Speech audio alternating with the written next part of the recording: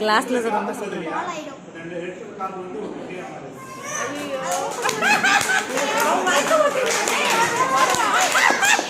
கவிதை வர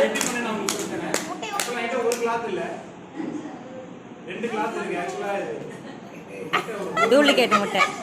எப்படி பண்ணோம்னா ஃபர்ஸ்ட் ஒரு முட்டை ஒரு ஹோல் போட்டு வச்சுக்கணும். ஹோல் நம்ம கையில் வச்சுக்கணும். ரெண்டாவது ஒரு சில்க்கு உங்க காயின்ல எப்படி ரெடியா இருக்கும்.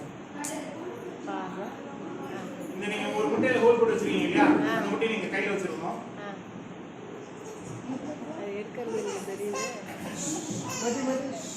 நீங்க அதை வச்சுட்டு இந்த சில்கை உள்ள தள்ளுற மாதிரி பண்ணிட்டு